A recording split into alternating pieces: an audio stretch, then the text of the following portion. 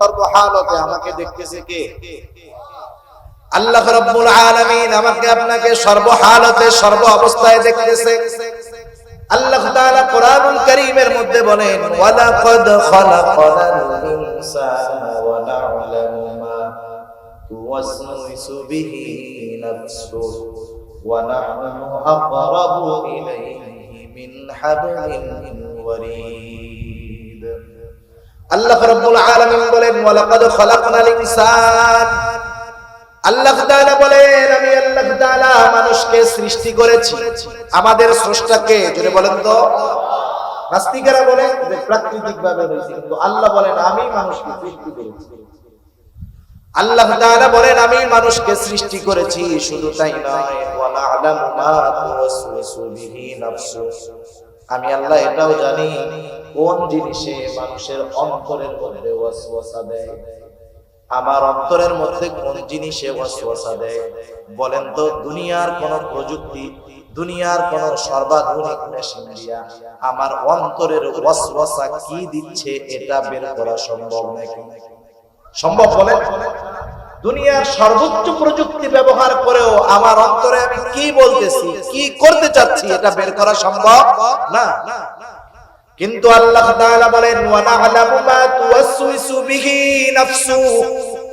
আমি আল্লাহ তাআলা জানি তার অন্তরের ভিতরে কোন জিনিসে ওয়াসওয়াসা দেয়। আল্লাহ তাআলা এবার আরো জবাব দেন, কেন জানি বান্দা, তুমি জানো নাকি? আমি জানার কারণ হলো, ওয়া নাহনু আक़রাবু ইলাইহি মিন হাবলিল ওয়ারিদ। আমি তোমার অন্তরের খবর জানার কারণ হলো যে আমি তোমার শাহরাগের চাইতেও অধিক নিকটবর্তী। সুবহানাল্লাহ। তার মানে আমি আমার যত নিকটে তার চাইতে বেশি নিকটে কে? আল্লাহ। আমি তো আমারই কত কিছু দেখি না, যা দিয়া দেখি এটাও দেখি। আমরা দেখি কি দিয়ে? চোখ দিয়ে। চোখ আয়না ছাড়া কোনদিন আমি আপনি নিজের চোখ দেখতে পারছি? যা দিয়া দেখি এইটারেও আমরা দেখি, নিজের চেহারাটারেও দেখতে পারি না।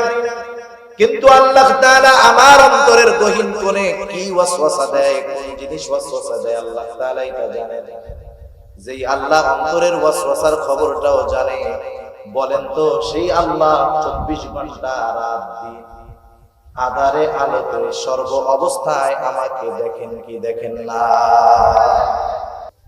আল্লাহ সুবহানাহু ওয়া তাআলা আমাদেরকে কবুল করেছেন, তাই আমরা এখানে আসতে পেরেছি। কি বলেন? কারণ কোন বান্দা আল্লাহ তাআলার তৌফিক ছাড়া নেকের কাজ করতে পারে না। আমরা নিয়ত করতে পারি, কিন্তু নিয়ত পরিপূর্ণ করার তৌফিক আল্লাহ রাব্বুল আলামিন দেন। সেজন্য আল্লাহ তাআলার কাছে আমরা সব সময় বেশি বেশি ভালো কাজ করার তৌফিক চাবো। এটা আমাদের করণীয় একটি বিষয়। আল্লাহ বুঝবার তৌফিক দান করুক, সবাই বলি আমিন। আমি আপনাদের খেদমতে পবিত্র কোরআনুল কারীম থেকে একটা আয়াত এবং রাসূলুল্লাহ সাল্লাল্লাহু আলাইহি ওয়াসাল্লামের অবনীত হাদিস থেকে একটা হাদিসের অংশ পাঠ করেছি। আল্লাহ তাআলার কাছে তৌফিক চাই। আল্লাহ সুবহানাহু ওয়া তাআলা আমাকে আপনাদের খেদমতে এমন কিছু কথা এই আয়াত এবং হাদিসের আলোকে বলার তৌফিক দান করুন, যে কথাগুলো আমার এবং আপনাদের সকলের দুনিয়া এবং আখিরাতের জন্য কল্যাণ করা হয়। সকলে বলি আমিন।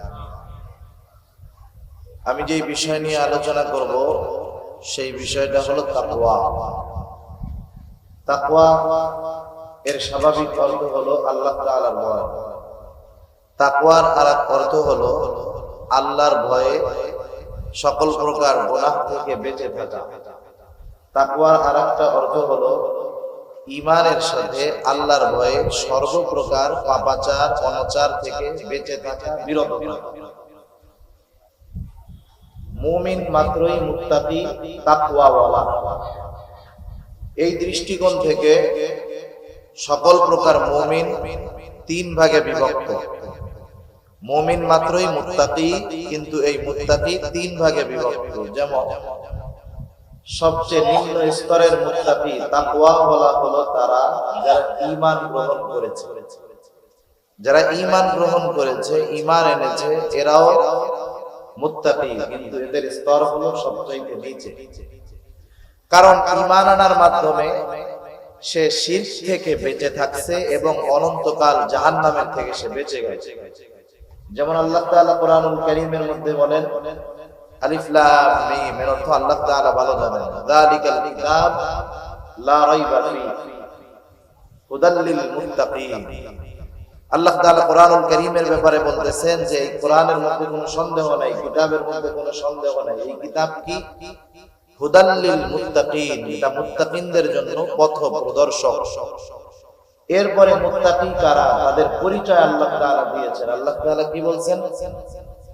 আল্লাযীনা ইউমিনুনা বিল গায়ব ওয়া ইউকিমুনাস সালাহ ওয়া মিম্মা রাযাকনাহুম ইউনফিকুন ওয়াল্লাযীনা ইউমিনুনা বিমা উনজিলা ইলাইকা ওয়া মা উনজিলা মিন ক্বাবলিক ওয়া বিল আখিরাতি হুম ইউকিনুন।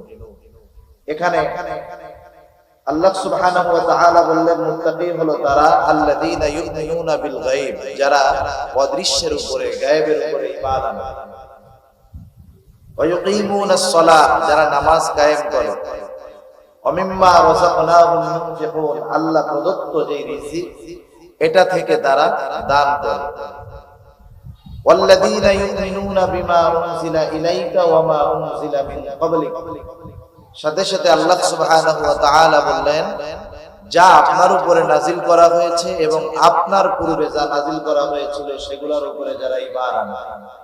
আল্লাহ তাআলা এদের ব্যাপারে বললেন এরা মুত্তাকি। এখানে গুনাহ থেকে বেঁচে থাকার কথা আল্লাহ বলেন নাই, কিছু আমলের কথা বলেছেন। সুতরাং এই দৃষ্টিকোণ থেকে যারাই ঈমান এনেছে তারাই মুত্তাকি, তবে তারা নিম্ন স্তরে।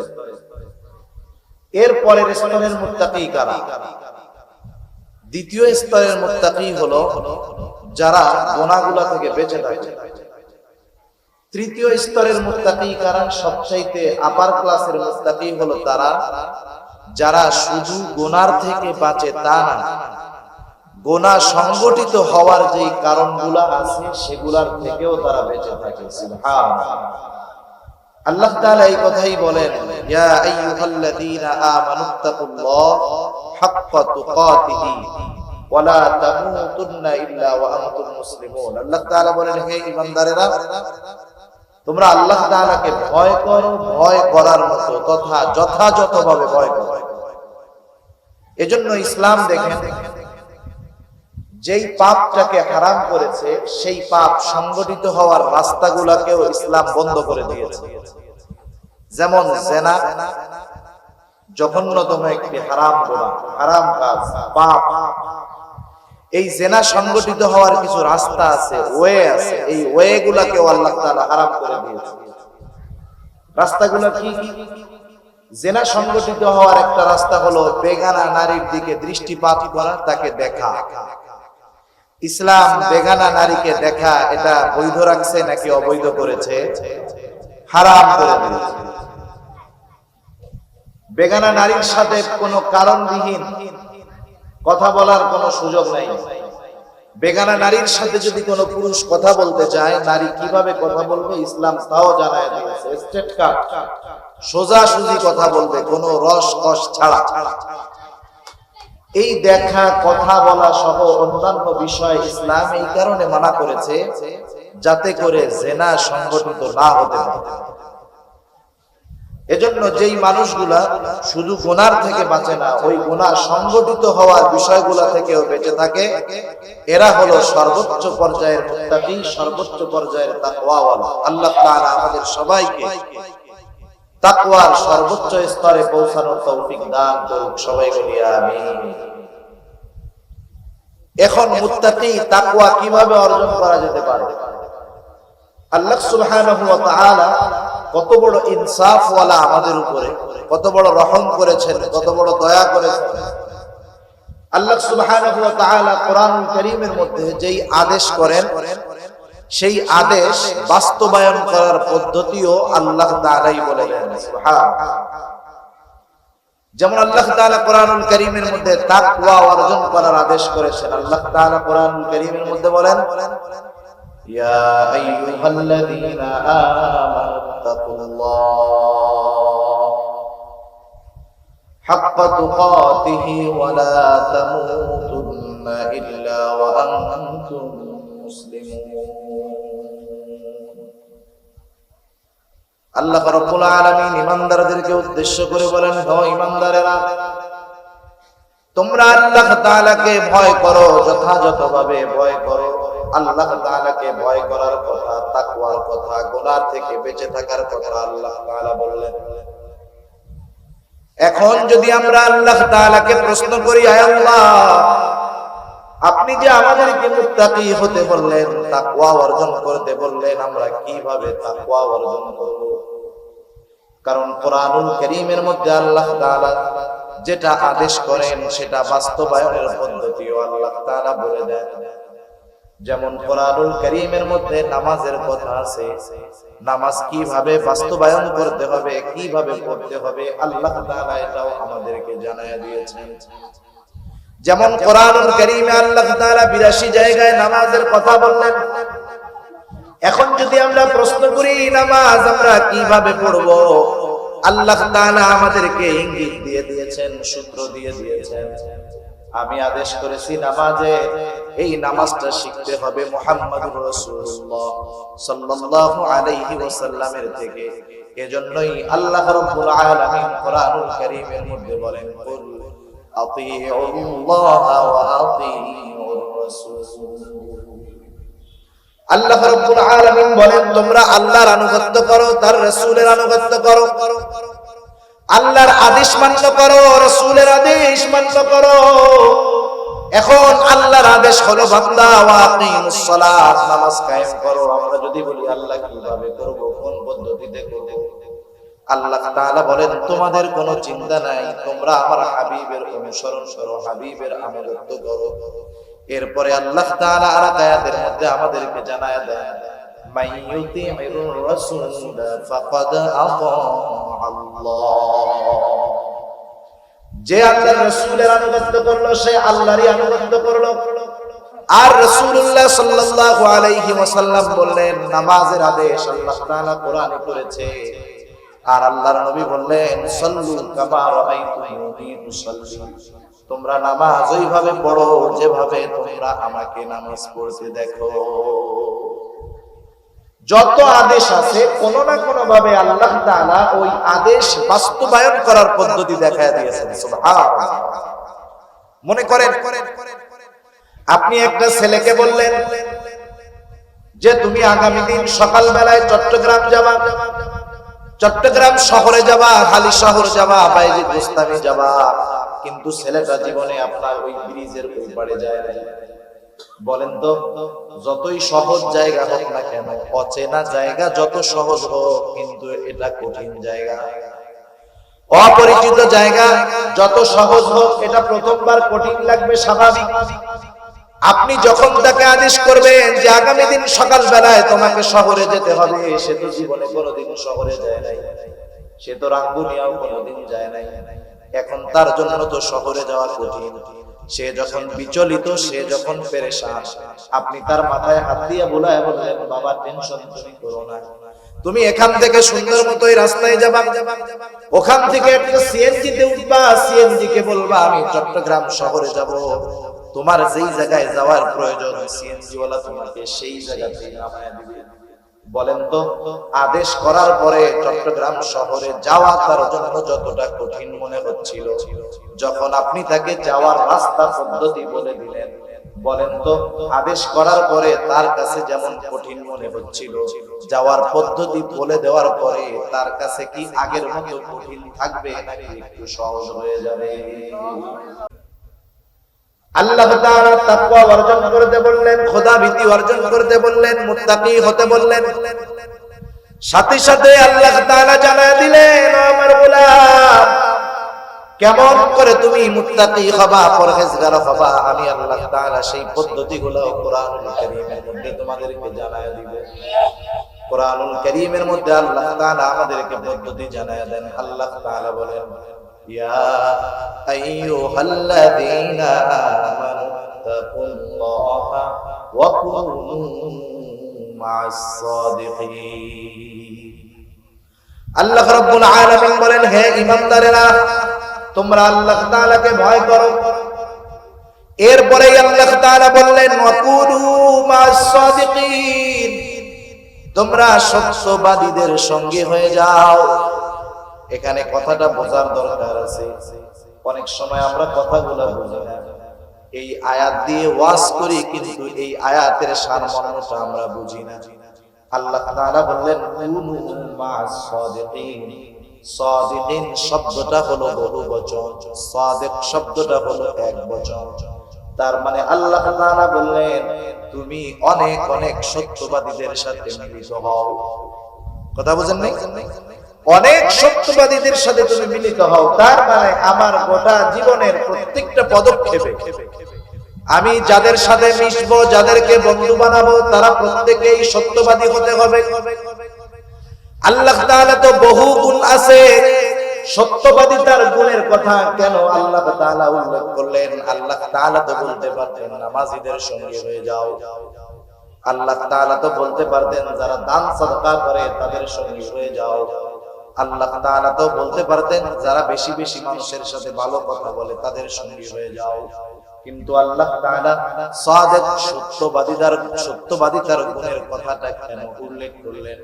মুফাসসিরিনে কেরাম বলেন সত্যবাদিতা হলো এমন একটা গুণ যেই লোকটা সত্যবাদিতার পরিপূর্ণ গুণ অর্জন করতে পারে, বাকি প্রত্যেকটা গুণ তার মধ্যে অন্তর্ভুক্ত হয়ে যায়।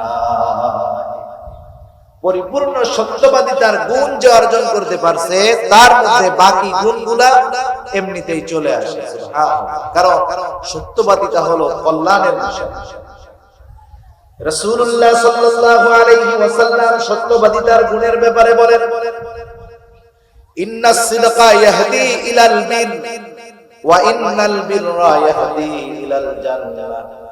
সত্যবাদিতা মানুষকে কল্যাণের দিকে নিয়ে যায় আর কল্যাণ মানুষকে জান্নাতের দিকে নিয়ে যায়। সেজন্য মানুষ যখন কোন সত্যবাদী মানুষের সঙ্গী হয়, এই সত্যবাদী তাকে কল্যাণের দিকে নেয় আর কল্যাণ জান্নাতের দিকে নিয়ে যায়।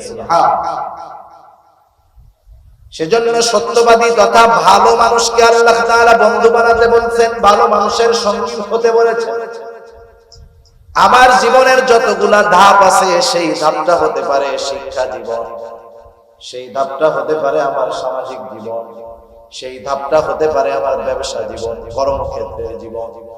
প্রত্যেকটা জায়গায় আমি যখন যাব আমি খুঁজে খুঁজে সত্যবাদী ভালো মানুষগুলাকে আমি বন্ধু হিসাবে গ্রহণ করব।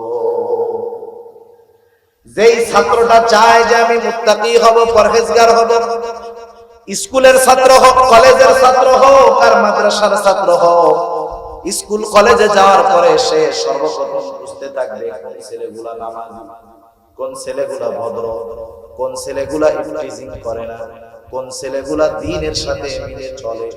এইরকম ছেলেদেরকে খুঁজে যখন একটা ছেলে বন্ধু বানাবে, ওই ছেলেটার স্কুল লাইফ বলেন, কলেজ লাইফ বলেন, ওইটা তার খারাপ হবে না, সে ইফতিজার হবে না, সে দুশ্চরিত্র সম্পন্ন কেউ হবে না। ভালো বন্ধুদের সংস্পর্শে থাকার কারণে সে সকল প্রকার পাপাচার এবং অনাচার থেকে বেঁচে থাকতে পারবে। যে ব্যক্তি ব্যবসা করে, ব্যবসা যে কর্মক্ষেত্রে আমি আপনি যাই না কেন, সেই জায়গায় আমার আপনার কিছু পরিচিত কিছু বন্ধু বান্ধব এমনিই হয়ে যায়, ঠিক না? যারা বাজারে ব্যবসা করে অথবা যে কোনো লাইনে ব্যবসা করে, ব্যবসার খাতিরে কিছু মানুষের সাথে তার পরিচয় হয়, তার প্রচেষ্টা থাকবে আমি আমার সম্পর্কগুলা এমন ব্যবসায়ীদের সাথে রাখবো যেই ব্যবসায়ীরা হলো সত্যবাদী। কারণ সত্যবাদী ব্যবসায়ীর দাম আল্লাহ তাআলার কাছে অনেক বেশি। রাসূলুল্লাহ সাল্লাল্লাহু আলাইহি ওয়াসাল্লাম বলেন আত-তাজিরু সুদুকুল আমিন মা'আন নাবিয়্যিন সিদ্দীকিন ওয়াশ-শুহাদা'i ওয়াস-সালিহিন। আমি যদি আমার কর্মক্ষেত্র, ব্যবসার ক্ষেত্রে সত্যবাদীদেরকে বন্ধু বানাই, আল্লাহর রাসূল ওই সত্যবাদী ব্যবসায়ীর ব্যাপারে বলেছেন, সত্যবাদী আমানতদার ব্যবসায়ী সে কিয়ামতের ময়দানে জান্নাতের মধ্যে নবীদের সাথে, শহীদদের সাথে, সিদ্দিকীনদের সাথে, নেককার বান্দাদের সাথে অবস্থান করবে। সুবহানাল্লাহ। সেজন্য আমি আমার ব্যবসা, কর্মক্ষেত্র সব জায়গায় মুত্তাকি, পরহেজগার, নামাজীদেরকে বন্ধু হিসেবে বানাবো। কারণ আমাদের দেশে প্রবাদ বাক্যেই বলা হয় সৎ সঙ্গ সর্ববাস, অসৎ সঙ্গ সর্বনাশ। আমরা তো দেখেছি বহুত ভালো ছেলে, ব্রিলিয়ান্ট ছেলে, মুয়াদ্দাব ছেলে, ভদ্র ছেলে, ছেলেগুলা খারাপ বন্ধুদের সাথে মেশার কারণে এক সময় তার নৈতিকতার পদস্খলন ঘটেছে। যেই ছেলেটার ব্যাপারে মানুষেরা যা কল্পনাও করে নাই, শুধুমাত্র খারাপ সঙ্গের কারণে সে তার চাইতেও বেশি বেশি জঘন্য পাপাচার অনাচারে লিপ্ত হয়ে গেছে। স্বাভাবিক এমনটাই হয়। মনে করেন 10 জন বন্ধু ভালো, এর সাথে একজন খারাপ, 10 জনের মধ্যে একজন খারাপ। 10 জন বন্ধু নামাজি, যখন এই 10 জন একসাথে হাঁটে তাদের সাথে একজন খারাপও আছে। কিন্তু এলাকার মানুষ যখন এই ছেলেগুলাকে দেখে, তারা বলা বলি করে, দেখো ছেলেগুলা কত ভালো নামাজি, কিন্তু ওদের সাথে একটা খারাপ ছেলেও আছে। ওই ভালো গুলার সাথে চলতে চলতে একটা সময় খারাপটার মনের মধ্যে এই চিন্তা চলে আসে, আরে আমি এই ভালো ছেলেগুলার সাথে চলার কারণে আমি খারাপ হওয়ার পরেও মানুষেরা আমাকে ভালো বলে। এখন আমার উচিত এরা যেমন চারিত্রিক গুণ সম্পন্ন, আমারও চরিত্রটাকে ওই রকম বানায় ফেলা উচিত। একটা সময় দেখা যাবে, একদিন, 2 দিন, 1 সপ্তাহ, 1 মাস পর ওই খারাপ ছেলেটা ভালো মানুষের সাথে মেশার কারণে, ভালো মানুষের সাথে চলার কারণে সেও এক সময় ভালো গুণে গুণান্বিত হয়ে যায়। আবার একটা ভালো ছেলে, দিনদার ছেলে 10 জন খারাপ বন্ধুর সাথে মিশতে, আজানের সময় হলো, আজান দিল, কেউ নামাজে যায় না। বন্ধুরা খোশ গল্পের মধ্যে মজা আছে। বাকি 9 জন গল্প করতেছে, আর একজন বন্ধু সে নামাজে যাবে, শয়তানে ওয়াসওয়াসা দিচ্ছে। আরে বন্ধুদের সাথে কি সব সময় আড্ডা দেওয়া হয় নাকি? আজকে একটু আড্ডা দে, জামাতে নাইলে নাই, একা একা বাসায় গিয়া পড়বি। এইরকম আস্তে আস্তে ওয়াসওয়াসা দিতে দিতে একটা সময় ওই বেনামাজি বন্ধুদের সাথে থাকতে থাকতে নামাজি বন্ধুটাও এক সময় বেনামাজি হয়ে যায়। সেজন্য সঙ্গর বড় প্রভাব। সঙ্গ যার ভালো, কর্ম তার ভালো, সঙ্গ যার খারাপ, কর্ম তার খারাপ। এজন্য বন্ধু নির্বাচনের ক্ষেত্রে আমরা বেছে বেছে বন্ধু নির্বাচন করব, যাদের দ্বারা আমি উপকৃত হতে পারবো এমন মানুষগুলোকে আমি আমার বন্ধু হিসাবে গ্রহণ করব। এজন্যই আল্লাহ রাব্বুল আলামিন প্রথম সূত্র দিয়ে দিলেন, হে ঈমানদারেরা, আল্লাহ তাআলাকে ভয় করো আর সত্যবাদীদের সঙ্গী হয়ে যাও। সত্যবাদী, পরহেজগার, নেককার মানুষের সঙ্গ যদি তুমি গ্রহণ করো, একটা সময় তোমার জন্য মুত্তাকি হওয়াটা সহজ হয়ে যাবে। দ্বিতীয় সূত্র হলো সর্ব অবস্থায় আল্লাহ তাআলার ভয় অন্তরের মধ্যে রাখা। অন্তরের মধ্যে এই চিন্তা নায়ন করা, আমি যেখানে যাই, যা করি, যা বলি, সর্বহালতে আমাকে আমার আল্লাহ তাআলা দেখেন। দুনিয়াতে মানুষের অপরাধ প্রবণতা কমানোর জন্য, অপরাধ দূর করার জন্য কত পদ্ধতি বের করা হয়। দুনিয়ার মধ্যে যত পুলিশ বাড়ে, বুঝবেন দুনিয়াতে তত অপরাধ বাড়তেছে। আইন শৃঙ্খলা বাহিনী, পুলিশ বাড়ার কারণ কি? অপরাধ বাড়তেছে, এই জন্য পুলিশ দরকার। রাস্তার মোড়ে মোড়ে সিসি ক্যামেরা লাগানো উদ্দেশ্য হলো যাতে অকারেন্স অপরাধগুলোকে দেখা যায়, শনাক্ত করা যায়। দিন দিন সিসি ক্যামেরার ব্যবহার বাড়তেছে, তার মানে অপরাধ প্রবণতা আমাদের মধ্যে, সমাজের মধ্যে বাড়তেছে। সিসি ক্যামেরা দিয়ে, আইন দিয়ে, প্রশাসনের লোক বৃদ্ধি করে অপরাধ প্রবণতা কমানো যাবে না, বরং অপরাধ আরো দিন যায় বাড়ে। যেমন কিছুদিন আগে রাষ্ট্রীয়ভাবে আইন হলো ধর্ষণের সর্বোচ্চ শাস্তি হলো মৃত্যুদণ্ড। ধর্ষণ করলেই মৃত্যুদণ্ড তা না, ধর্ষণের যে শাস্তি আছে, স্তর আছে, সর্বোচ্চ স্তর হলো মৃত্যুদণ্ড। কঠিন এক শাস্তি। বলেন তো, এই শাস্তি নির্ধারিত হওয়ার পরে বাংলাদেশে ধর্ষণ হয় নাই, এরকম ঘটনা ঘটছে না, বরং আরো বাড়ছে। ধর্ষণ ধর্ষণের গতিতেই আছে। অপরাধের মাত্রা, শাস্তির মাত্রা বাড়ানোর সাথে সাথে অপরাধের মাত্রাটাও বেড়ে গেছে।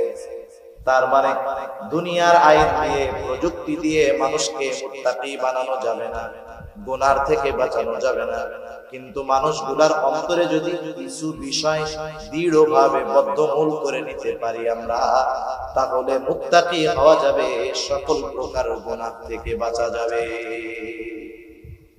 সর্বহালতে আমাকে দেখতেছে কে? আল্লাহ রাব্বুল আলামিন আমাকে আপনাকে সর্বহালতে সর্ব অবস্থায় দেখতেছে। আল্লাহ তাআলা কোরআনুল কারীমের মধ্যে বলেন, ওয়ালাকাদ খালাকনাল ইনসানা ওয়া না'লামু মা তুওয়াসওয়িসু বিহি নাফসুহু ওয়া নাহনু আक़রাবু ইলাইহি মিন হাবলিল ওয়ারিদ। আল্লাহ রাব্বুল আলামিন বলেন, ওয়ালাকাদ খালাকনাল ইনসান, আল্লাহ তাআলা বলেন আমি আল্লাহ তাআলা মানুষকে সৃষ্টি করেছি। আমাদের স্রষ্টাকে জোরে বলেন তো। নাস্তিকেরা বলে যে প্রাকৃতিক ভাবে হয়েছে, কিন্তু আল্লাহ বলেন আমি মানুষকে সৃষ্টি করেছি। আল্লাহ তাআলা বলেন আমি মানুষকে সৃষ্টি করেছি, শুধু তাই নয়, ওয়া না'লামু মা তুওয়াসওয়িসু বিহি নাফসুহু, আমি আল্লাহ এটাও জানি কোন জিনিসে মানুষের অন্তরের মধ্যে ওয়াসওয়াসা দেয়। আমার অন্তরের মধ্যে কোন জিনিসে ওয়াসওয়াসা দেয়? বলেন তো, দুনিয়ার কোন প্রযুক্তি, দুনিয়ার কোন সর্বাধুনিক মেশিন দিয়া আমার অন্তরের ওয়াসওয়াসা কি দিচ্ছে এটা বের করা সম্ভব নাকি? সম্ভব? বলেন। দুনিয়ার সর্বোচ্চ প্রযুক্তি ব্যবহার করেও আমার অন্তরে আমি কি বলতেছি, কি করতে চাচ্ছি, এটা বের করা সম্ভব না। কিন্তু আল্লাহ তাআলা বলেন, ওয়া না'লামু মা তুওয়াসওয়িসু বিহি নাফসুহু, আমি আল্লাহ তাআলা জানি তার অন্তরের ভিতরে কোন জিনিসে ওয়াসওয়াসা দেয়। আল্লাহ তাআলা এবার আরো জবাব দেন, কেন জানি বান্দা তুমি জানো নাকি? আমি জানার কারণ হলো, ওয়া নাহনু আक़রাবু ইলাইহি মিন হাবলিল ওয়ারিদ, আমি তোমার অন্তরের খবর জানার কারণ হলো যে আমি তোমার শাহরাগের চাইতেও অধিক নিকটবর্তী। সুবহানাল্লাহ। তার মানে আমি আমার যত নিকটে তার চাইতে বেশি নিকটে কে? আল্লাহ। আমি তো আমারই কত কিছু দেখি না, যা দিয়া দেখি এটাও দেখি। আমরা দেখি কি দিয়ে? চোখ দিয়ে। চোখ আয়না ছাড়া কোনদিন আমি আপনি নিজের চোখ দেখতে পারছি? যা দিয়া দেখি এইটারেও আমরা দেখি, নিজের চেহারাটারেও দেখতে পারি না। কিন্তু আল্লাহ তাআলা আমার অন্তরের গহীন কোণে কি ওয়াসওয়াসা দেয়, কোন জিনিস ওয়াসওয়াসা দেয়, আল্লাহ তাআলা এটা জানেন। যেই আল্লাহ অন্তরের ওয়াসওয়াসার খবরটাও জানে, বলেন তো সেই আল্লাহ 24 ঘন্টা রাত দিন আধারে আলোতে সর্ব অবস্থায় আমাকে দেখেন কি দেখেন না? সর্ব অবস্থায় আমি আল্লাহ তাআলার নজরের মধ্যে আছি। দুনিয়ার সিসি ক্যামেরারে মানুষ কত ভয় পায়। একদিন এক ভিডিও দেখে আসছে সামনে, এক চোর চুরি করতেছে, হঠাৎ করে তার নজরে সিসি ক্যামেরা পড়ে গেছে। আস্তে চুরির মালগুলা রাইখা ও সিসি ক্যামেরার কাছে যায় মাপ চাইতেছে, দুই হাত জোড় করে বলতেছে, আর জীবনে করবো না, কান ধরে বলতেছে, আর জীবনে করবো না। সিসি ক্যামেরারে কি ভয় পায় চিন্তা করছেন? অথচ সিসি ক্যামেরার ভিডিওটা ডিলিট হতে পারে, অথবা সিসি ক্যামেরার লেন্সটা শুধু লাগানো, ওর সাথে কোনো রেকর্ড করার ব্যবস্থা নাই, কিন্তু ওইটারে কি ভয় না পায়। অথচ আল্লাহর নজরকে ভয় পায় না বান্দা, সিসি ক্যামেরারে লজ্জা পায়। কাছের মানুষ, এলাকার মানুষ দেখে ফেলবে, এই জন্য অপরাধ করে না। এলাকার মানুষকে লজ্জা পায়, আল্লাহকে লজ্জা পায় না। কিন্তু রাসূলুল্লাহ সাল্লাল্লাহু আলাইহি ওয়াসাল্লাম বলেন, বান্দার আল্লাহ তাআলার ব্যাপারে সবচাইতে বেশি লজ্জাশীল হওয়া উচিত। আল্লাহ রাব্বুল আলামিন এরপরে বলেন, বান্দা আমি আল্লাহ যে শুধু তোমাকে দেখি তা না, আল্লাহ তাআলা এরপরে বলেন, ইদিয়া তালাক্কাল মুতালাক্কিয়ানি আনিল ইয়ামিনি ওয়া আনিশ শিমালি কাঈদ। আল্লাহ রাব্বুল আলামিন আমাদের ডান কাঁধে বাম কাঁধে উভয় কাঁধে দুইজন ফেরেশতা নিযুক্ত করে রেখেছেন, যারা আমাদের আমলগুলোকে, কর্মগুলোকে লিপিবদ্ধ করতেছে। আমরা তাদেরকে সোজা নামে কিরামান কাতিবিন নামে চিনি। কিরামান কাতিবিন হলো সম্মানিত লেখকদ্বয়। আল্লাহ তাআলা বলেন, কিরামান কাতিবিন ইয়ালামুনা মা তাফআলুন। এই সম্মানিত লেখক নয়, এরাও জানে যে আমরা কি আমল করি। আরো একজন ফেরেশতা আছে, আল্লাহ তাআলা বলেন মা ইয়ালফিযু মিন কাওলিন ইল্লা লাদাইহি রাকীবুন আতীদ। প্রত্যেকটা মানুষের সাথে একজন সদা তৎপর ফেরেশতা সব সময় রেডি থাকে। কোন সময় সে অমনোযোগী হয় না। সে কি করে? আমার আপনার কথাগুলোকে সে রেকর্ড করে। আল্লাহ তাআলা দেখতেছে দুইজন ফেরেশতা আমার কর্মগুলো লিপিবদ্ধ করার জন্য আছে, আরেকজন তৎপর ফেরেশতা আমার কথাগুলো রেকর্ড করার জন্য আছে। বলেন তো, দুনিয়ার মধ্যে যদি আমার কাছে এমন কোন ইনফরমেশন আসে যে হুজুর আপনার পেছনে কিন্তু দুইজন গোয়েন্দা লাগায় দেওয়া আছে, আপনার সাথে এমন মেশিন সেট করে দেওয়া আছে, আপনার প্রতিটা কথা কিন্তু রেকর্ড হয়ে যায়, এইরকম খবর যদি আমার কাছে কেউ দেয়, অথবা আপনাদের ব্যাপারে কেউ যদি এই খবরটা দেয় যে দুইজন গোয়েন্দা কিন্তু আপনার পেছনে লাগায় দেওয়া আছে, আপনার সাথে এমন মেশিন সেট করা আছে, আপনার প্রতিটা কথা রেকর্ড হবে, আমরা জানতে পারবো। বলেন তো, আমার আপনার চলাফেরা, আমার আপনার কথাবার্তার মধ্যে সব কিছুর মধ্যে একটা নিয়ন্ত্রণ আসবে কি আসবে না? দুনিয়ার মানুষের কথা, গোয়েন্দার তদারকিকে আমরা ভয় পাই, কিন্তু আল্লাহ তাআলা এমন দুইজন ফেরেশতা আরেকজন ফেরেশতা রেকর্ডের জন্য রেখে দিলেন, কোরআনে জানায়া দিলেন এদের ব্যাপারে আমরা কাফের, এদের ব্যাপারে আমরা চিন্তা করি না। আমি যদি চিন্তা করি গুনাহ করতেছি, দুই ফেরেশতা রেডি, একবারে কলম নিয়ে রেডি হয়ে গেছে, এই যে গুনাহ করবে লেখা হবে, নেকের কাজ করবে লেখা হবে, খারাপ কাজ করবে, খারাপ কথা বলবে রেকর্ড হয়ে যাবে। এই ফেরেশতাগুলো এমন ফেরেশতা, এরা কখনো মানুষের কাছ থেকে আলাদা হয় না, বালেগ হওয়ার পরে আসে, মরা পর্যন্ত থাকে। রহমতের ফেরেশতা মানুষের ঘরে প্রবেশ করে না, যদি কুকুর বিড়াল প্রাণীর ছবি থাকে, কুকুর থাকে। কিছু ফেরেশতা আছে কোনো বাধা মানে না, কেউ যদি চিন্তা করে যে এই ঘরের মধ্যে কুকুর বিড়াল থাকে, সেই জায়গা তো ফেরেশতা আসে না। সব ফেরেশতা না, রহমতের ফেরেশতা আসে না। কেউ যদি এই চিন্তা করে ফেরেশতা আসে না, এক কাজ করি, সাথে সব সময় একটা কুত্তার বাচ্চা রাইখা দিব, যাতে আজরাইল না আসতে পারে। কাজ হবে? আজরাইল টাইম মতো চলে আসে। এই যে তিনজন ফেরেশতা, যখন কেউ জিনা করে, গুনাহ করে, পাপ করে, যা করে করবে, সর্ব অবস্থায় তার সাথে থাকে। সুবহানাল্লাহ।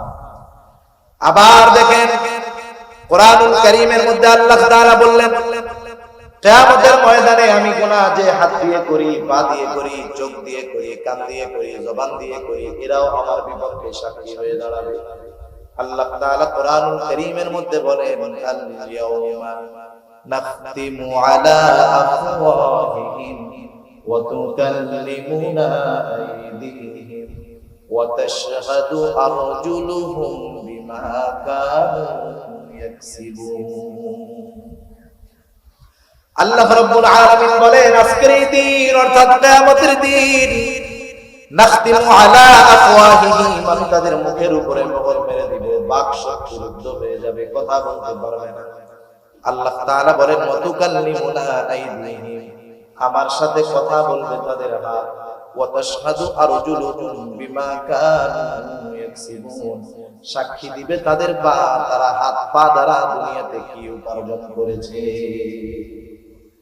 গুনাহ করার জন্য হাতের দরকার আছে, পায়েরও দরকার আছে। গুনাহ করার জন্য যাবে, পা লাগবে না? হাত দিয়ে গুনাহ করবে, এই সবগুলো আমার বিরুদ্ধে আছে, সাক্ষী হিসাবে আমার বিপক্ষে দাঁড়ায়।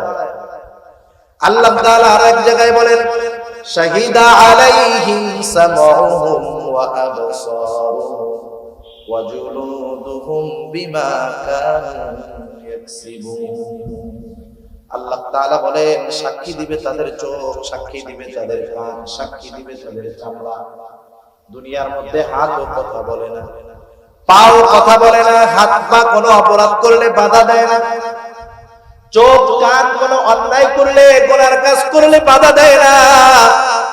গভীর রাত, সারা রাত মোবাইলের মধ্যে গুনার জিনিস দেখলে চোখ বাধা দেয় না, কানের মধ্যে ইয়ারফোন লাগায় গান শুনলে কান বাধা দেয় না, বেগানা নারীর সাথে কথা বললে কান তো বাধা দেয় না, যে জিহ্বা ব্যবহার করে কথা বলি, জিহ্বাও তো কোনো সময় বাধা দেয় না, কিন্তু কিয়ামতের ময়দানে এরা যখন আমার আপনার বিপক্ষে সাক্ষী হিসাবে আল্লাহ তাআলার কাছে সাক্ষ্য দিবে, কথা বলবে, সেই মানুষেরা হতবাক হয়ে যাবে যে হায় রে, এই কান, এই চোখ, এই জিহ্বা, এই হাত, এই পা, এদেরকে তো তৃপ্তি দেওয়ার জন্য দুনিয়ার মধ্যে গুনাহ করলাম, এরা আজকে আমার বিরুদ্ধে সাক্ষী দেয়।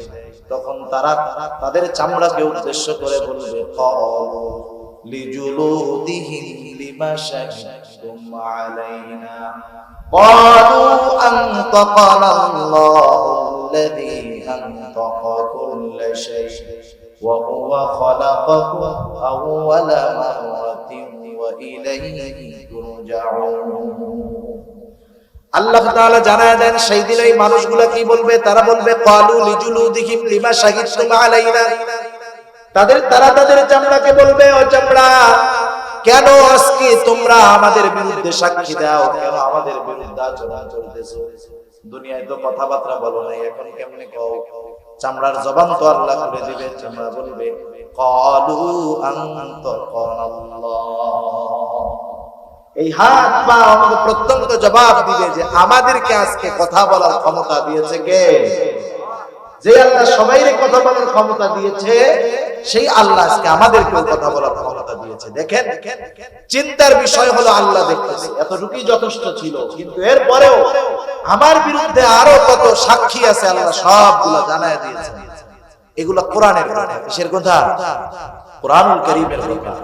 কোরআনুল কারীমের প্রতি পূর্ণ আস্থা তার আছে যার কোরআনুল কারীমের প্রত্যেকটা অক্ষর, প্রত্যেকটা শব্দ, প্রত্যেকটা বিধানের উপরে পরিপূর্ণ আস্থা আছে। ঠিক কিনা বলেন? শুধু মুখ দিয়ে বললে হবে না।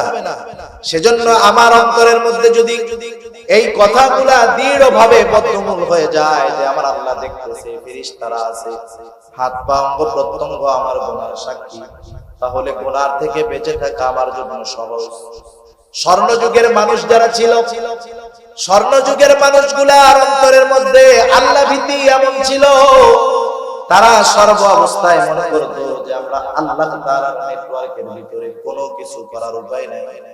এই জন্য স্বর্ণযুগের রাখালের মধ্যে যেই তাকওয়া ছিল, বর্তমান জামানার শ্রেষ্ঠ ওলির মধ্যেও ওই পরিমাণ খোদাভীতি তাকওয়া পাওয়া যাবে না। প্রসিদ্ধ ঘটনা, খলিফাতুল মুসলিমিন হযরত ওমর রাদিয়াল্লাহু তাআলা আনহু সাথীদেরকে নিয়ে একদিন সফরে বের হয়েছেন। মরুভূমির পথ কিছু দূর চলার পরে তারা পিপাসিত হয়ে গেলেন, গলা শুকিয়ে গেছে। আরবের মানুষ পিপাসার জন্য পানিও পান করে, দুধও পান করে। তৎকালীন আরবের রেওয়াজটা ছিল এইরকম, অধিকাংশ ছাগলের পালের মালিকেরা তাদের রাখালকে বলে দিত, রাখাল, কোন মুসাফির যদি দুগ্ধ পান করার প্রয়োজন হয়, তৃষ্ণার কারণে হোক, ক্ষুধার কারণে হোক, তোমরা তাদের ক্ষুধা এবং তৃষ্ণা নিবারণের জন্য আমার ছাগলের পাল থেকে দুধ পান করতে দিবা। রাখাল তো তখনই দুধ পান করতে দিতে পারবে যখন মালিকের অনুমতি থাকবে, কিন্তু অধিকাংশ মালিক অনুমতি দিয়া দিবে। গুটি কয়েক কৃপণ মার্কা যারা আছে ওরা বলতো, এই খবরদার, কাউরে একটু দুধ পান করতে দিবি না। হযরত ওমর রাদিয়াল্লাহু তাআলা আনহু সাথীবর্গ সহ একটা ছাগলের পালের কাছে পৌঁছাইলেন। ছাগলের পালের মধ্যে দুধওয়ালা ছাগল আছে। দেখার পরে হযরত ওমর রাদিয়াল্লাহু তাআলা আনহু ছাগলের পালের রাখালকে বলল, রাখাল, আমরা তো ক্লান্ত, তোমার পালের মধ্যে তো দুধওয়ালা ছাগল আছে, আমাদেরকে একটু দাও, আমরা দুধ পান করে আমাদের তৃষ্ণা নিবারণ করি। এইবার রাখাল বলতেছে যে না, আমি এটা দিতে পারবো না, কারণ মালিকের অনুমতি নাই। স্বাভাবিক অনেক সময় কি হয়, আপনি যখন একটা কাজ করার জন্য যাবেন, যেমন আমাদের দেশের রুলস যেটা হয়ে গেছে, আপনি যাবেন স্টেশনে ট্রেনের টিকিট কাটার জন্য। বাংলাদেশে ট্রেনের টিকিট কোনো সময় পাওয়া যায় না, কিন্তু বাংলাদেশে সরকারি যে খাতগুলায় বড় বড় লস হয়, এর মধ্যে সবচেয়ে অন্যতম একটি খাত হলো রেল যোগাযোগ ব্যবস্থা। সারা বছরের পরে দেখবেন যে এই বছর রেলে 2000 কোটি টাকা লস। 1000 কোটি টাকা লস, কিন্তু আপনি 10 দিন পরে ঢাকার টিকিট কিনতে যান, একটাও পাবেন না। লস কখন হয়? যখন যাত্রী হয় না। কিন্তু লস হয় যাত্রী ভরা, পালানোর জায়গা নাই, সিট পাওয়া যায় না, কিন্তু এরপরেও লস হয়। আপনি টিকিট কিনতে টিকিট কাউন্টারে গিয়ে টিকিট পাবেন না।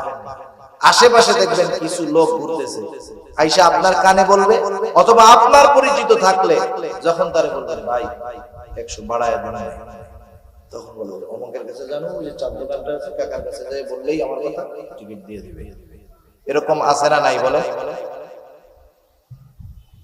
তার মানে ন্যায্য দামে পাওয়া গেল না, কিছু দিলে কাজ হয়ে গেল।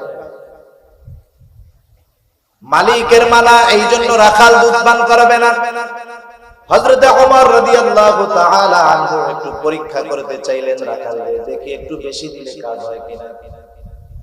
রাখালরে এবার ওমর রাদিয়াল্লাহু তাআলা আনহু বলতিছে, ও রাখাল, আমি তোমার কাছে একটা প্রস্তাব দেই, তুমি একটা কাজ করো, একটা দুধওয়ালা ছাগল আমাদেরকে দিয়ে দাও, বিনিময়ে আমরা তোমাকে তার মূল্য দিয়ে দিব।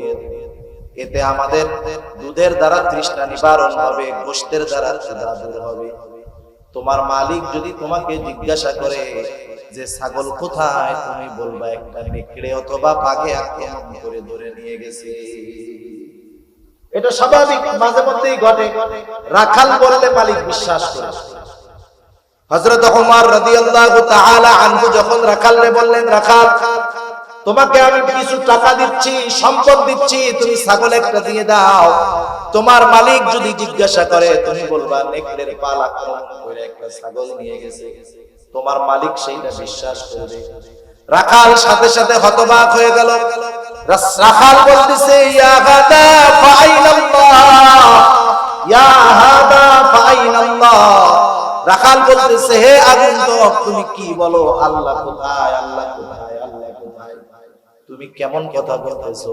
তার মানে রাখাল বলতেছে, হে আগন্তুক মুসাফির, তুমি আমাকে কি কথা বলতেছো? হয়তো আমার মালিক আমার কথা বিশ্বাস করবে, মালিককে হয়তো আমি ফাঁকি দিতে পারবো, কিন্তু আমার আল্লাহকে তো ফাঁকি দেওয়া সম্ভব না। রাখাল চলে গেল। রাখাল তো চিনে না লোকটাকে। রাখাল চলে গেল।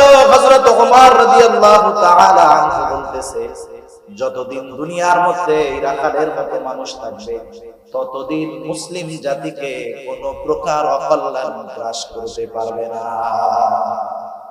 আজকে আমি আমার নিজের কথাটাই চিন্তা করি, আপনি আমি আমাদের নিজেদের কথা চিন্তা করি যে আমাদের তাকওয়ার অবস্থা কি, লাস্ট পর্যায়টাও ঠিক কিনা বলেন।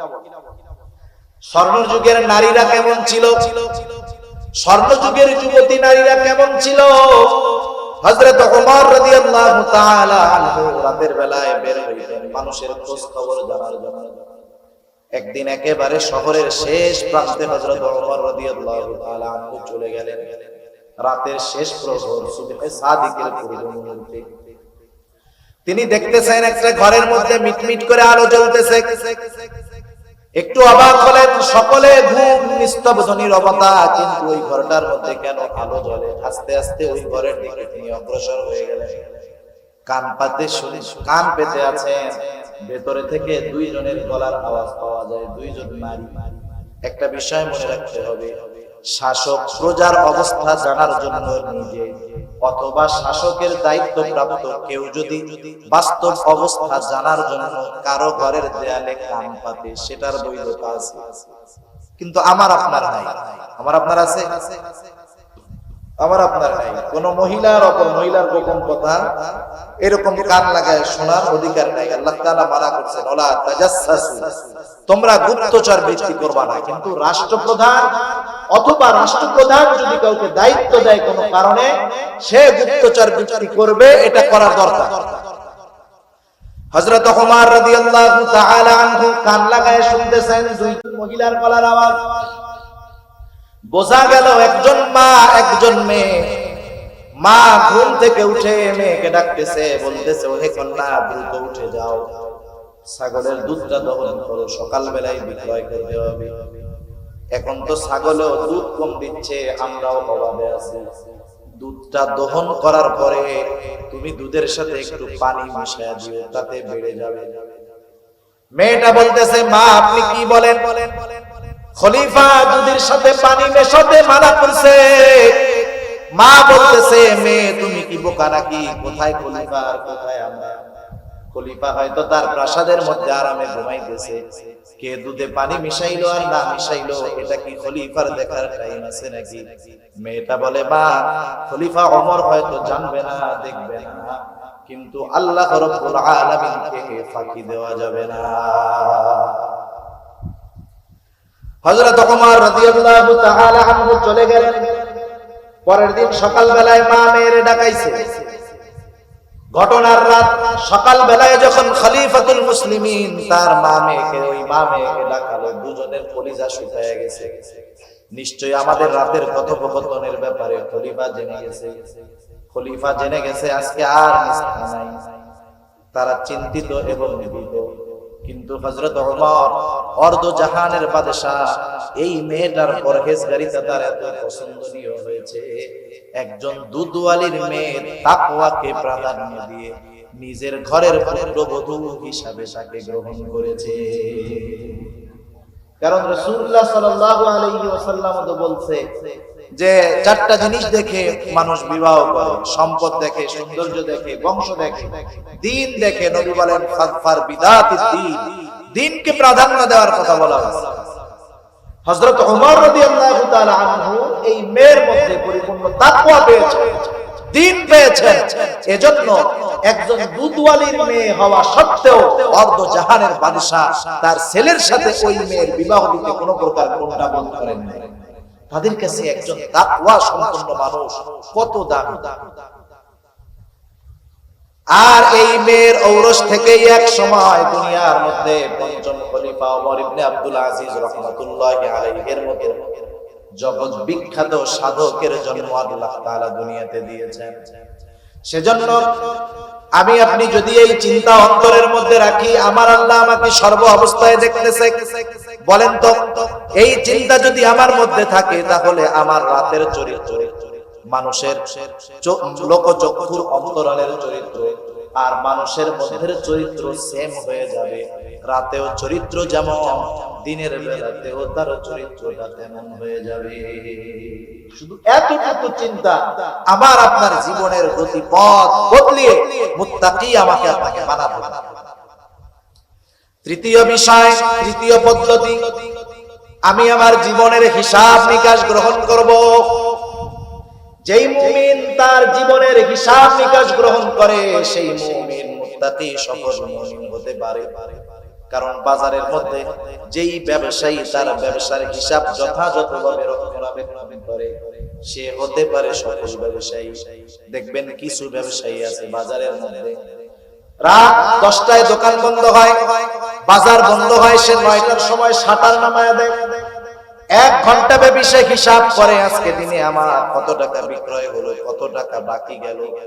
এই দুইটার উপরে নির্ভর করে আজকের লাভের হিসাবটা তার মধ্যে চলে আসে, যে আজকে আমার 1 লক্ষ টাকা বিক্রি হলো, আজকে আমার 3000 5000 টাকা লাভ হলো। আগামী দিন এই লাভের উপরে নির্ভর করে আমাকে ব্যয় করতে হবে। এইভাবে দৈনন্দিন যেই ব্যবসায়ী তার হিসাব রক্ষণাবেক্ষণ করে, 2-4 বছর পরে দেখা যাবে এই ব্যবসায়ী সফল ব্যবসায়ী হয়ে যাবে। কিন্তু যেই ব্যবসায়ীর কোনো হিসাব নাই, হিসাবের রক্ষণাবেক্ষণ নাই, সকালে যায় মাল কিনে বেচে বাকি দেয়, কোথায় টাকা কি হিসাব নিকাশ করে না, এই ধরনের বেহিসাবি অধিকাংশ ব্যবসায়ী যত বড় পুঁজি নিয়ে ব্যবসা করুক না কেন, হিসাব রক্ষণাবেক্ষণ না করার কারণে একটা সময় তার ব্যবসা লাভের মুখ দেখে না, বরং লসের মুখ দেখতে থাকে।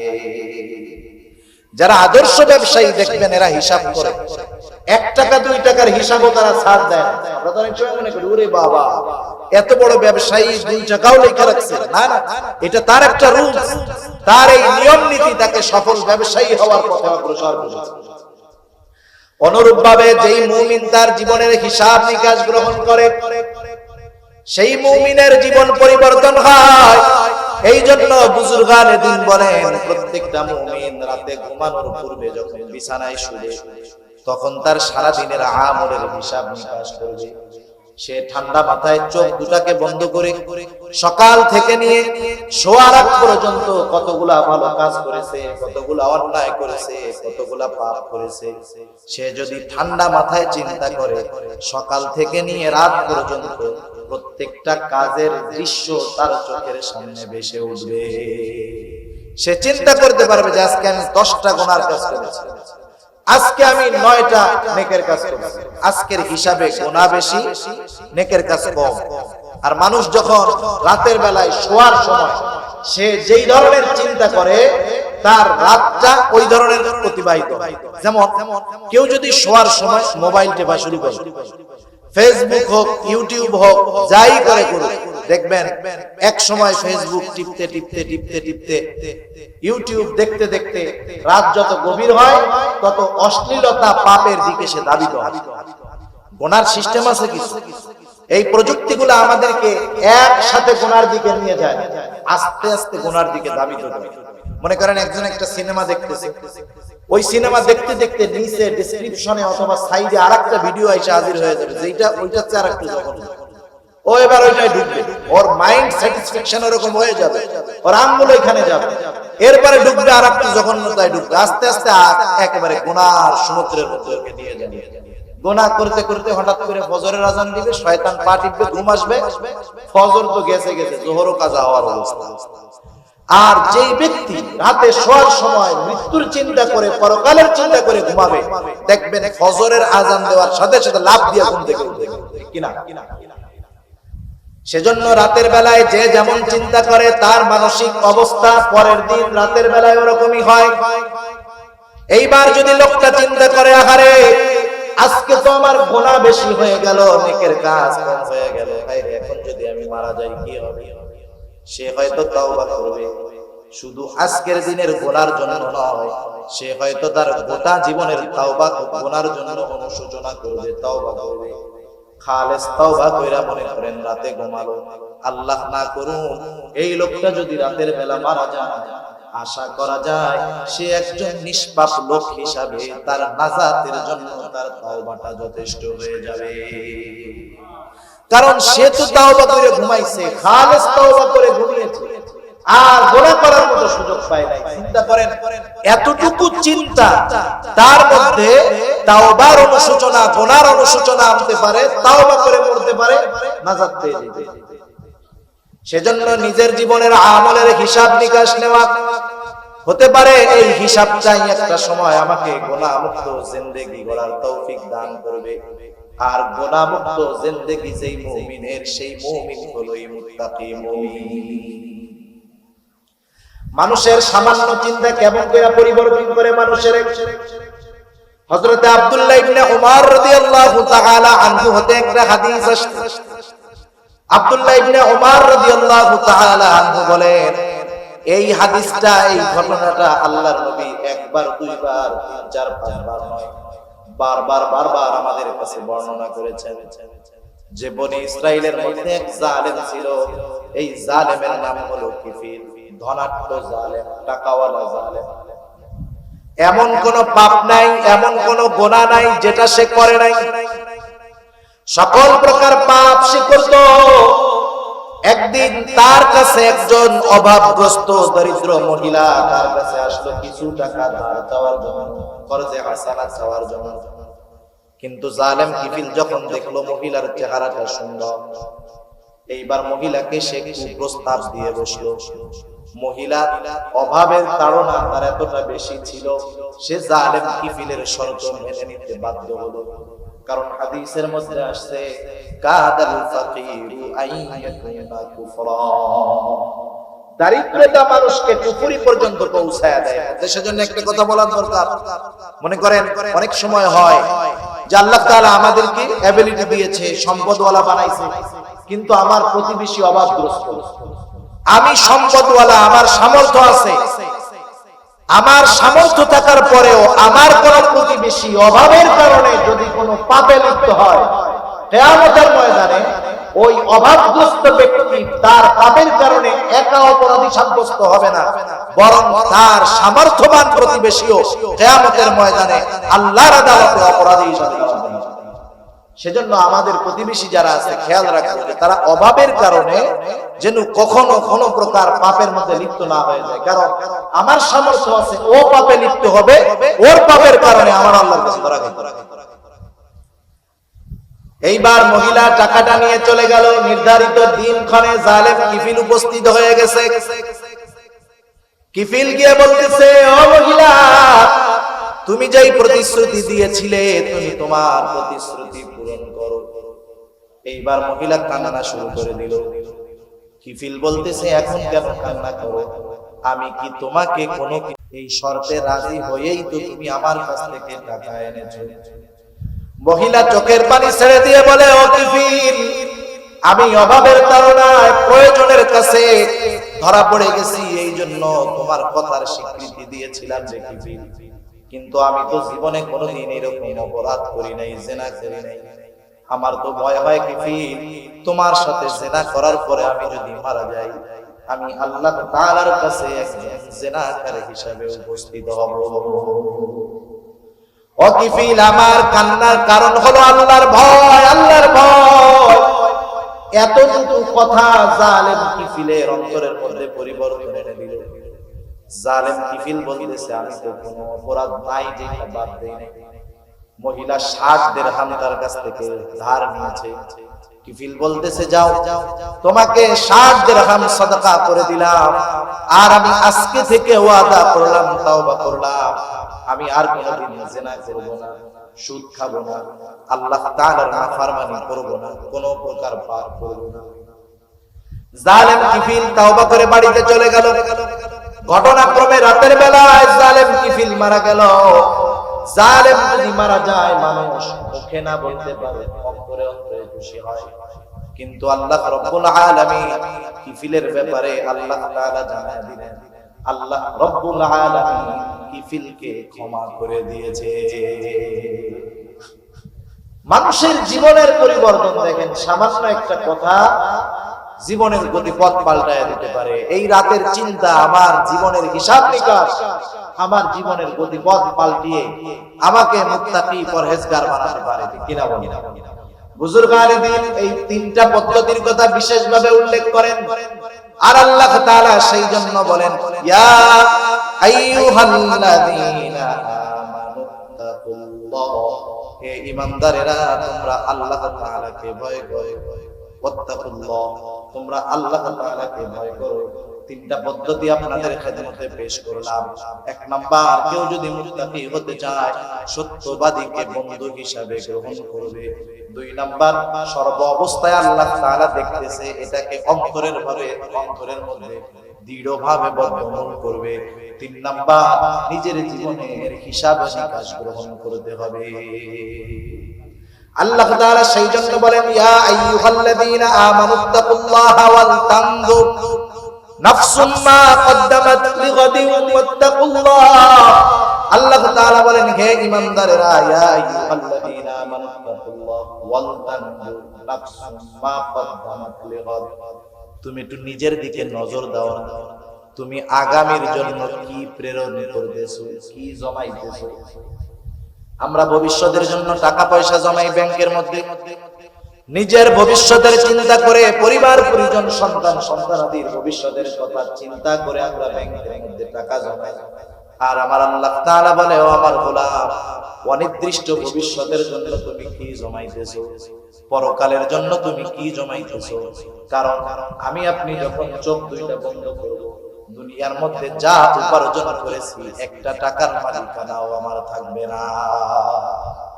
হাদিসের মধ্যে আসছে, আমার কি, আমার তো কিছুই না, যেটা খাই দুইটা পয়সা নষ্ট করি, এটা হলো আমার। যখন মানুষ মারা যায়, তার সাথে তিনটা জিনিস যায়, একটা জিনিস থাকে, দুইটা চলে আসে। তার সন্তান সন্তানাদি যায়, তার কিছু মাল আসবাব যায়, আর তার আমল যায়। সন্তান সন্তানাদি পরিবার পরিজন চলে আসে, তার কিছু মাল আসবাব কবর দেওয়ার জন্য নেওয়া হয়, চাদর টাদর সব, ওইটাও নিয়ে আসে। শুধু তার সাথে তার আমলটা অবস্থান করে। সেজন্য আল্লাহ বলেন, ওয়াল তানজুর নাফসুম মা কদ্দামাত লিগাদ। তুমি তোমার নিজের জন্য নজর দাও না, নিজের দিকে নজর দাও না, যে ওই ভবিষ্যতের জন্য, আগামীর জন্য, তথা কবরের জন্য, পরকালের জন্য তুমি কি জমাইছো, কি প্রেরণ করছো। এই চিন্তা আমাদের দুনিয়ার মধ্যে মুত্তাকি হওয়ার জন্য সহায়ক হতে পারে। আর কোন ব্যক্তি যদি মুত্তাকি হয়, দুনিয়াতে যত আমল আছে খেয়াল রাখবেন, প্রত্যেকটা আমলের দুনিয়া আখিরাত উভয় জাহানের কল্যাণ আছে। প্রত্যেকটা আমলের দুনিয়া এবং আখিরাত উভয় জাহানের কল্যাণ আছে। কেউ যদি মুত্তাকি হয়, দুনিয়ার মধ্যে আল্লাহ রাব্বুল আলামিন বলেন, ওয়া মান ইয়াত্তাকিল্লাহা ইয়াজআল লাহু মাখরাজা, যে ব্যক্তি তাকওয়া অবলম্বন করে, খোদা বিরুদ্ধ অর্জন করে, আল্লাহ তাআলা বলেন, আল্লাহ তাআলা তাকে যত প্রকার বিপদ আপদ হোক না কেন বের হওয়ার রাস্তার ব্যবস্থা আল্লাহ তাআলা করে দেয়। শুধু তাই নয়, আল্লাহ রাব্বুল আলামিন বলেন, ওয়া ইয়ারযুকুহু মিন হাইসু লা ইয়াহতাসিব। দুনিয়ার মানুষ সবচাইতে বেশি চিন্তা করে রিজিকের, জীবন উপকরণের, কিন্তু আল্লাহ তাআলা বলেন, ও আমার গোলাম, তুমি মুত্তাকি হয়ে যাও, আমি আল্লাহ তোমাকে এমন জায়গা থেকে রিজিক দিয়ে দিব যা তুমি কল্পনাও করতে পারবা না। সেজন্য মুত্তাকি পরহেজগার ব্যক্তির সম্পদ কম হলেও ওর মধ্যে আল্লাহ বরকত দেয়। সম্পদ বেশি হলেই যে বরকত হয় তা না, সম্পদ কমের মধ্যে আল্লাহ বরকত দিতে পারে। আশরাফ আলী থানভী রাহমাতুল্লাহি আলাইহি একটা ঘটনা বর্ণনা করেছেন যে এক যুবক ছেলে, সে মা বাবার প্রতি খুব আসক্ত, খেদমতের জন্য খুব আগ্রহী। আর এখন তো মা বাবার খেদমত না করতে পারলে বাঁচে। বড় ভাই ছোট ভাই, অথবা ছোট ভাই বড় ভাইকে বলে মাসে 5,000 দিব, দেখাশোনা তুমি করবা, আমি কিছু করতে পারবো না। মা বাবারে বোঝা মনে করে। এই যুবকটা অন্যান্য ভাইদেরকে বলতেছে, ও আমার ভাইয়েরা, তোমাদের কাছে আমার একটা দাবি, আমি যে সম্পদ গুলার মালিক হব, সব সম্পদ গুলা তোমাদের মধ্যে বন্টন করে দিব, একটা শর্তে। শর্ত হলো আমি আমার মা বাবার খেদমত একাই করব, তিনারা আমার কাছেই থাকবে, তোমরা তাদের খেদমত করতে পারবা না। অন্যান্য ভাইয়েরা খুশি হয়ে গেল, সম্পদও পাইল, মা বাবার পেছনে ব্যয় করা থেকেও বেঁচে গেল। তাদের চিন্তা হলো এইটা। এভাবে সেই সন্তানটা মা বাবার খেদমত করে, মা বাবা মারা গেল। একদিন রাতের বেলায় ওই যুবক ছেলে স্বপ্নে দেখতেছে, একজন মানুষ তাকে বলতেছে, যুবক, অমুক জায়গায় তুমি যাও, ওই জায়গায় পাথরের নিচে 100 স্বর্ণের দেহরাম আছে, 100 স্বর্ণ দিনার আছে। যুবকটা স্বপ্নের মধ্যে বলতেছে, 100 দিনার আছে ঠিক আছে, কিন্তু এর মধ্যে কি বরকত আছে নাকি? লোকটা বলে, না, বরকত নাই। পরের দিন সকাল বেলায় স্বপ্নের কথা স্ত্রীকে বলল। মহিলা মানুষ তো 100 স্বর্ণ দিনার, মহিলা মানুষ বলতেছে, তাতে কি তুমি যায় নিয়ে আসো? বলে, না, যার মধ্যে বরকত নাই সেটা আমি আনবো না। এইবার মহিলা বলে, আনবা না ঠিক আছে, যাইয়া দেখা আসো তোমার স্বপ্নটা সত্য কিনা। যুবক বলে, না, যেটা আনবো না সেটা দেখবো, ওর মধ্যে বরকত নাই, আনবো না, দেখবো। পরে আবার কয়েকদিন পরে স্বপ্ন দেখছে যে 10টা স্বর্ণের দিনার আছে। যুবক আবার জিজ্ঞাসা করতেছে যে ঠিক আছে, স্বর্ণের দিনার আছে 10টা, বরকত আছে নাকি? বলে, না, বরকত নাই। আবার পরের দিন সকাল বেলায় যখন স্ত্রীকে স্বপ্নের কথা বলল, স্ত্রী বলতেছে, কি করো তুমি, অভাবের সংসার, যাও যাইয়া 10টা স্বর্ণের দিনার নিয়ে আসো, তুমি না আনলে আমাকে বলো, আমি যাই নিয়ে আসি। যুবক বলে, না, আনবো না, দেখতেও যাব না, যার মধ্যে বরকত নাই আমি তার মধ্যে। কয়েকদিন পরে আবার স্বপ্নে দেখছে মাত্র 1টা স্বর্ণের দিনার। যুবক প্রশ্ন করতেছে যে এর মধ্যে কি বরকত আছে নাকি? বলে, হ্যাঁ, বরকত আছে। এইবার যুবক যায় নির্ধারিত স্থানে যায়, দেখে সত্যই 1টা দিনার। ওইটা নিয়ে চলে গেছে বাজারে। বাজারে গিয়ে সুন্দর বড় একটা মাছ কিনেছে। এই মাছ কিনা যখন বাড়িতে আনছে, স্ত্রী মাছটাকে যখন কাটছে, মাছের পেটের মধ্য থেকে একটা হীরকখণ্ড বের হয়ে আসছে। এত দামি, এটা দিয়ে সে তো তার জিন্দেগি চালাইছে, তার যত উত্তরসূরি আছে তারাও আরামের সাথে অভাববিহীন জিন্দেগি কাটায় দিয়েছে। সেজন্য মুত্তাকি পরহেজগার মানুষ যেই সম্পদ উপার্জন করে, যদিও অল্প হয়, এর ভিতরে কি থাকে বলেন? বরকত থাকে। আর কোথা থেকে যে আল্লাহ তাআলা রিজিকের ব্যবস্থা করে দেয়, মানুষ সেটা কল্পনাও করতে পারে না। তাহলে বলেন দুনিয়ার মধ্যে আমার আপনার রিজিকের ব্যবস্থা যদি হয়ে যায়, বিপদ আপদ থেকে উদ্ধারের ব্যবস্থা যদি হয়ে যায়, আর কিছু দরকার আছে নাকি? এই যে দুনিয়াতে অনেক সময় আমরা বড় বড় অফিসার, বড় বড় নেতা কর্মীর সাথে লিংক রাখি, কি কারণে? চিন্তা করি কোন জায়গায় যদি বিপদে পড়ি একটু ফোন দিলে কাজ হবে, এই আশায়। সম্পদওয়ালাদের সাথে সম্পর্ক রাখি, বিপদে পড়লে সম্পদের সহযোগিতার প্রয়োজন হইতে পারে, সেই জন্য। কিন্তু আল্লাহ বলেন এদের সাথে সম্পর্ক রাখা লাগবে না, আমি আল্লাহর সাথে সম্পর্ক করো, সব বিপদ আপদ থেকে আমি উদ্ধার করব, জীবন উপকরণ যত প্রয়োজন আমি আল্লাহ ব্যবস্থা করব। হ্যাঁ, শুধু তাই নয়, আল্লাহ তাআলা বলেন ইন্নাল্লাহা ইউহিব্বুল মুত্তাকিন, আল্লাহ তাআলা মুত্তাকিনদের ভালোবাসেন। এখন প্রশ্ন হলো আল্লাহ তাআলা ভালোবাসলে লাভটা কি? রাসূলুল্লাহ সাল্লাল্লাহু আলাইহি ওয়াসাল্লাম বলেন আল্লাহ তাআলা যখন কোন ব্যক্তিকে ভালোবাসে, জিবরাইল আলাইহিস সালামকে আল্লাহ তাআলা ডাক দিয়ে বলে, জিবরাইল অমুককে আমি আল্লাহ ভালোবাসি, তুমিও ভালোবাসো। আল্লাহ ভালোবাসে, জিবরাইল আলাইহিস সালাম তাকে ভালোবাসতে শুরু করে। শুধু তাই না, জিবরাইল আলাইহিস সালাম আসমানের মধ্যে ঘোষণা করে দেয়, ও আসমানের বাসিন্দারা, দুনিয়ার আব্দুর রহিম, আব্দুল করিম তাকে আল্লাহ ভালোবাসে, তোমরাও ভালোবাসো। এইবার আসমানের ফেরেশতারা তাকে ভালোবাসতে শুরু করে। নবীজি আমার বলেন যখন আসমানের ফেরেশতারা ওই ব্যক্তিকে ভালোবাসে, আল্লাহ তাআলা তখন দুনিয়ার মানুষের অন্তরের মধ্যে ওই ব্যক্তির ভালোবাসা আর গ্রহণযোগ্যতা আল্লাহ পয়দা করে দেয়। স্বাভাবিক দুনিয়ার মধ্যে সুন্দরভাবে বাঁচতে তিনটা জিনিস প্রয়োজন। এক নাম্বার সম্পদের প্রয়োজন। আল্লাহ বলেন মুত্তাকি হও, সম্পদের ব্যবস্থা কে করবে? আল্লাহ করবে। দুনিয়ার মধ্যে জানি বিপদ আপদ মুসিবতে না পড়া যায়, পড়লেও উদ্ধার হওয়ার ব্যবস্থাও জানি থাকে। আল্লাহ তাআলা বলে মুত্তাকি হও, আমি আল্লাহ তোমাকে বিপদ আপদ থেকে বের হওয়ার রাস্তার ব্যবস্থা করে দেব। দুনিয়ার মধ্যে মানুষ সম্মানের সাথে বাঁচতে চায়, জিল্লতি অপমানের সাথে কেউ বাঁচতে চায় না। একজনের সম্পদ আছে, সম্মান নাই, ও সম্পদের কোনো দাম নেই। আল্লাহ তাআলা বলে বান্দা সম্মানের দরকার, ইজ্জতের দরকার, জনমানুষের ভালোবাসা দরকার, মুত্তাকি হও, দুনিয়ার মানুষের অন্তরে আমি আল্লাহ তাআলা তোমার ভালোবাসা পয়দা করে দেব। সুবহানাল্লাহ, তোমাকে দুনিয়ার মানুষের কাছে গ্রহণযোগ্য বানায় দেব। সব কিছু ভুলে হলো ওই তাকওয়া।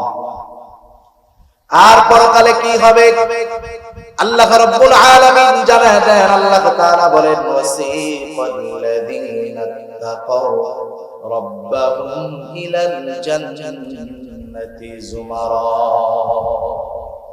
জান্নাতীদেরকে, মুত্তাকিদেরকে কিয়ামতের দিন দৌড়াইয়া দৌড়াইয়া জান্নাতের মধ্যে ঢোকানো হবে। যেমন একটা মিসাল আমি দিয়ে থাকি, মনে করেন বিবাহের আয়োজন করা হয়েছে, আপনার বোনের বিবাহ, एग्जांपल মিসাল, আপনার আত্মীয় বাড়ি থেকে বরযাত্রী আসছে। স্বাভাবিক সর্বপ্রথম বরযাত্রীর খাবারের ব্যবস্থাই করা হয়। ভেতরে অতিথিদের জন্য খাবারের ব্যবস্থা শুরু হয়ে গেছে। বাহিরে 8-10 জন লোক দাঁড়ায় আছে, আপনার অপরিচিত। স্বাভাবিক অপরিচিত মানুষ, আপনি কাছে গিয়ে জিজ্ঞাসা করলেন, ভাই আপনাদেরকে তো চিনলাম না, আপনারা কারা? ওরা বলল যে আমরা হলাম বরপক্ষের লোক। ওই দিক দিয়ে খাওয়া দাওয়া অর্ধেক হয়ে যাইতেছে, তখন আপনি কি বলবেন? আরে ভাই তাড়াতাড়ি যান, তাড়াতাড়ি যান, ওই দিক দিয়ে খাওয়া শেষ হয়ে গেল, আপনি আমাদের মেহমান, তাড়াতাড়ি তাড়াতাড়ি তাড়াতাড়ি। এইভাবে ধাক্কাইয়া ঢুকাইয়া ভিতরে খাওয়া কিনা বলে।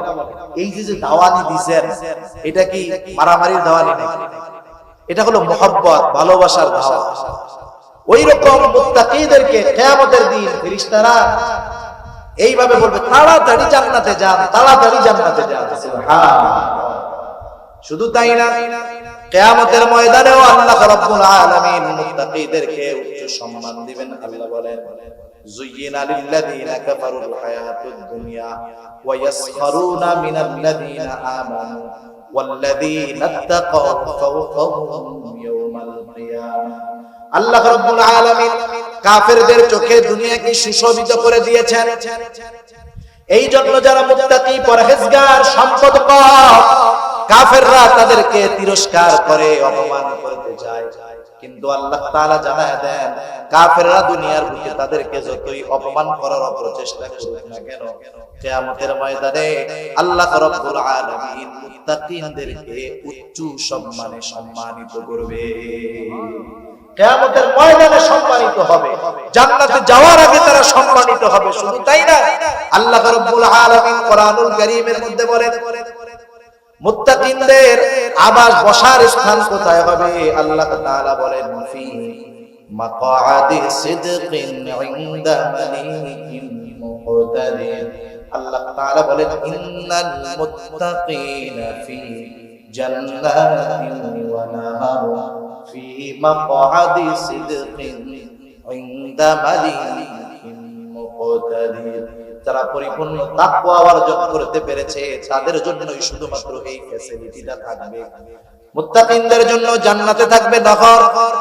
শুধু তাই নয়, তাদের যেই বসার স্থান হবে ইনদা মালিকিল মুকতাদির, মহাপরাক্রমশালী আল্লাহ রাব্বুল আলামিনের নিকটে নিকটে মুত্তাকিনদের জন্য বসার ব্যবস্থা থাকবে। সবাই দল করতে পারে, পার্টি করতে পারে, সবাই প্রধানমন্ত্রীর চেয়ারের পাশে বসতে পারে না। পরিচয় সব এক দলের লোক, কিন্তু সবাই কি প্রধানমন্ত্রীর পাশে বসতে পারবে? পারবে না। প্রধানমন্ত্রী বলবে দেখ অমুকের চেয়ারটা আমার পাশে বসতে দিও, ওর সাথে আমার কথা আছে।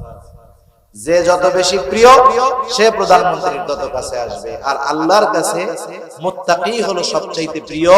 আর আল্লাহ রাব্বুল আলামিন জান্নাতের মধ্যে মুত্তাকিনদেরকে তার কাছে কাছে সম্মানের চেয়ারে তার নিকটে বসার ব্যবস্থা করে দিয়েছেন। সুবহানাল্লাহ। তাহলে কেউ যদি তাকওয়া অর্জন করে তথা গুনার থেকে বেঁচে থাকে, সোজা গুনার থেকে যদি বেঁচে থাকে, তাহলে দুনিয়া আখিরাত উভয় জাহানে তার কোনো চিন্তা নাই। সেজন্য আল্লাহ তাআলা বলেন ইয়া আইয়ুহাল্লাযীনা আমানুত্তাকুল্লাহ, হে ঈমানদারেরা তোমরা তাকওয়া অর্জন করো, মুত্তাকি হও, পরহেজগার হও, খোদাবিরু হও, হাক্কা তুকাতিহি, তাকওয়ার মতো তাকওয়া অর্জন করো। তার মানে এটা হলো তাকওয়ার আপার ক্লাস। গুনাহ তো করবাই না, গুনাহ সংগঠিত হওয়ার যত রাস্তা আছে ওগুলা থেকেও তোমরা বেঁচে থাকো। ওয়ালা তামুতুন্না ইল্লা ওয়া আনতুম মুসলিমুন, পরিপূর্ণ আত্মসমর্পণকারী না হয়ে মৃত্যুবরণ করো না। আল্লাহ সুবহানাহু ওয়া তাআলা আমাদেরকে পরিপূর্ণ তাকওয়ার হক আদায় করার তৌফিক দান করুক। সবাই বলি আমিন। ওয়া আখিরু দাওয়ানা আলহামদুলিল্লাহি রাব্বিল আলামিন।